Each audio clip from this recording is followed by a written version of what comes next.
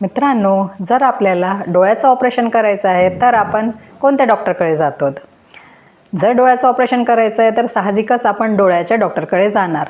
तसंच जर आपल्याला हाडाचं म्हणजेच फ्रॅक्चर किंवा इतर काही दाखवायचं आहे तर आपण ऑर्थो म्हणजेच हाडाच्या डॉक्टरांना दाखवतो. डिलिव्हरीसाठी डिलिव्हरीचे डॉक्टर म्हणजे गायनेकोलॉजिस्ट असतात. तसं आपल्या शरीराचे वेगवेगळ्या अवयवासाठी वेगवेगळे स्पेशालिस्ट असतात.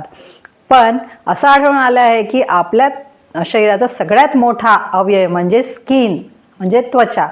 याच्यासाठी आपण त्वचारोग तज्ज्ञाकडे न जाता कोणत्याही डॉक्टरकडे ट्रीटमेंट घेत आहोत आणि त्याचा परिणाम असं झाला आहे की साधे साधे आजार जसं की सिंपल फंगल इन्फेक्शन किंवा गजकरण ज्याला म्हणतो ते सुद्धा रेझिस्टंट झालं आहे. म्हणजेच जे 2-3 वर्षापूर्वी जे फंगल इन्फेक्शन लवकर एका महिन्यात पूर्ण क्लिअर व्हायचं ते आता 3-3 महिने लागू लागले आहे. याचं कारण एकच आहे की पेशंट अर्धवट ट्रीटमेंट घेतो, चुकीच्या डॉक्टरांना दाखवतो आणि अर्धवट ट्रीटमेंट घेऊन ते रेझिस्टंट ऑर्गॅनिझम झालेले आहेत.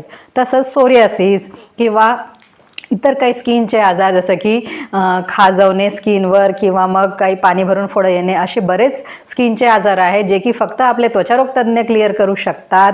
तर आपण हे साध्या डॉक्टरांना दाखवतो. तर हे चूक न करता आपण स्किनच्या डॉक्टरकडे जायला पाहिजे, कारण ते या विषयाचे तज्ज्ञ असतात, त्यांना या विषयाची माहिती असते, एक्सपिरियन्स असतो. ते आपल्याला चेक करून योग्य ते कोर्स देतात आणि आपल्या आजार कमी करतात. तर आता आपण वळूया स्किनचे ब्युटी ट्रीटमेंट्सकडे, ज्याला आपण कॉस्मेटॉलॉजी ट्रीटमेंटसुद्धा म्हणतो. तर वेगळे प्रॉब्लेम जसं की हेअर लॉस किंवा मग चेहऱ्यावर पिंपल्स येणे, पिंपल्सचे स्कार्स होणे, पिगमेंटेशन होणे, टॅनिंग होणे, अनावश्यक केस येणे चेहऱ्यावर, हे सगळे प्रॉब्लेम्स आजकाल खूप जास्त वाढलेले आहेत. तर जनरली पेशंट आजकाल असं आढळलं आहे, गावात असो किंवा मग मोठ्या सिटीजमध्ये असो, पेशंट याचे जे काही प्रोसिजर्स अवेलेबल आहेत जसं की केसांसाठी PRP ट्रीटमेंट आहे किंवा चेहऱ्याच्या ट्रीटमेंटसाठी केमिकल पिलिंग आहे, लेझर्स आहेत किंवा मग रेडिओ फ्रिक्वेन्सीद्वारे मस्क काढणे, ह्या सगळ्या ट्रीटमेंट्स आजकाल ब्युटी पार्लर्स, मोठे मोठे पार्लर्स किंवा सॅलोनमध्ये अवेलेबल झाले आहेत. तर पेशंट त्यांच्याकडे जातात थोडेसे पैसे वाचवण्यासाठी आणि मग त्याचे काही कॉम्प्लिकेशनसुद्धा होऊ शकतात. फॉर एक्झाम्पल आपण बघूया की समजा एखाद्या लेडीला चेहऱ्यावर अनावश्यक केस येत आहेत, मुलांसारखे दाढीच्या जागेवर, मिशीच्या जागेवर अनावश्यक केस येत आहेत. तर अशा वेळेस डॉक्टर त्यांना चेकअप करतात आणि हे केस कशामुळे येत आहे याचंसुद्धा वर्कअप करून घेतात की हॉर्मोनल चेंजेस झालेले आहेत का, वेट गेन झालेलं आहे का, लाईफस्टाईल कशी आहे याच्याबद्दल माहिती पेशंटला देतात आणि सोबत लेझर ट्रीटमेंट करतात. लेझरची लाईट त्या केसांच्या मुळापर्यंत जाऊन केसांना मुळासकट नष्ट करते आणि हळूहळू काही सिटिंग्स नंतर त्या केसांची ग्रोथ कमी होऊन जाते. तर त्याला परमनंट हेअर रिडक्शन असं नाव आहे.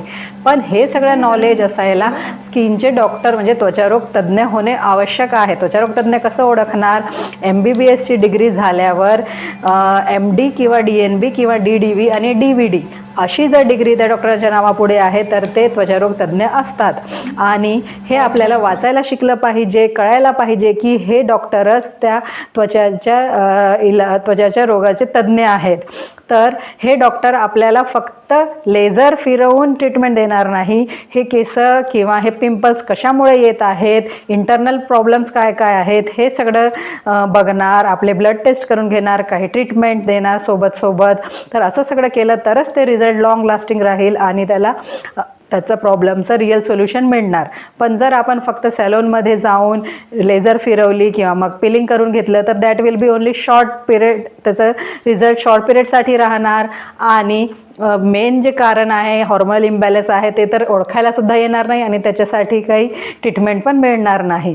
तर आपण अशा काही मिसगाईड होऊ नये आणि आपले त्वचारोग तज्ज्ञ व्यवस्थित ओळखून घ्यायला पाहिजे आणि आपल्याला हेअर लॉस किंवा ॲक्ने स्कार, अनवॉन्टेड हेअर किंवा पिगमेंटेशन असे काही प्रॉब्लेम्स असले तर आपण आपल्या त्वचारोग तज्ज्ञाकडे जायला पाहिजे. ते आपल्याला पूर्ण चेक करून आपल्याला किती ट्रीटमेंट लागणार आहे, काय त्याच्यासाठी केअर करायची हे सगळं व्यवस्थित समजावून सांगतात आणि बेसिक आपल्याला आजाराच्या मूळ कारणावर पण वर्कअप करतात. तर हे डिफरन्स असते क्लिनिक्स आपल्या हॉस्पिटल किंवा आपल्या आपले सॅलूनमध्ये आणि आपल्या स्किनच्या डॉक्टरच्या ट्रीटमेंटमध्ये. तर आपण वेळेवर त्यांना अप्रोच करायला पाहिजे, त्वचारोग तज्ज्ञांना, आणि त्यांच्याकडून पद्धतशीर ट्रीटमेंट घ्यायला पाहिजे आणि आपण अशी जागरूकता दाखविली पाहिजे.